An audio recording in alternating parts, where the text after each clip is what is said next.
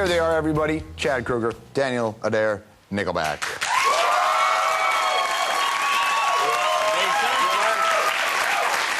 So, you have, because it is Monday night, you were on the weekend inducted into Canada's Walk of Fame. That's exciting. Very, very exciting.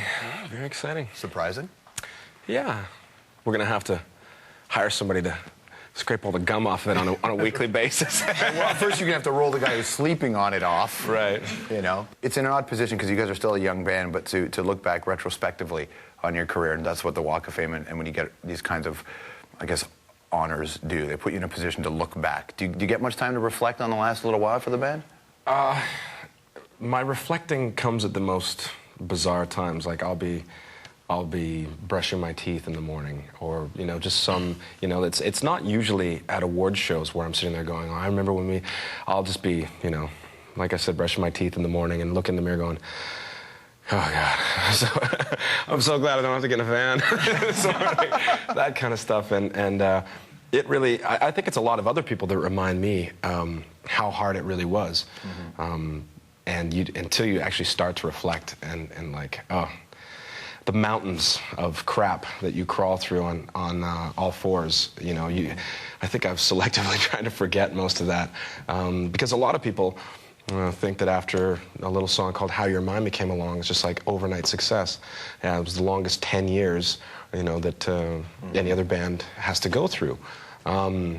But everyone always thinks it's that overnight success. Well, I remember when you had the song "Leader of Men" that was on the radio. Then when I was working at a rock station in Toronto, and then it was on, and then you were calling yourself. You did all the radio promo, and then the song didn't really catch. You didn't get the support. It went away. Then it came back again. Right. And there was this process, and I wondered if, as a human being, if you reach a point where you're like, I can't. This isn't working right now. I don't want to do this. I remember calling home, and I called my dad, and I was like, probably to ask for another $50 so I could go buy some noodles, because, I was broke again. Whatever money I could get, was gone, and I remember saying, I can't do this anymore. All my friends they're getting out of college and they're getting good jobs, and they're all making six figures. My friends are working in the oil patch or doing whatever, and I would be lucky if I made $4,500 in a year. Really lucky. I don't know. Like you grew that much pot? He stole some of it and then sold it. Yeah. No, I was. Talk about my legitimate life. That was the taxed amount of money. Yeah, there you go. But when you called your old man, what did he say to you? He said, "You can't quit." I said, "You can't quit now." I remember having 3 singles on the radio in Vancouver, and still moving furniture for a living as much as I could, working under the table. I was probably making like $7 an hour. And I walked into somebody's house, and they're like, "Aren't you the singer for Nickelback?" I'm like, "Yeah, where do you want this? It's heavy." Oh, the life of a Canadian star. Oh, that's amazing.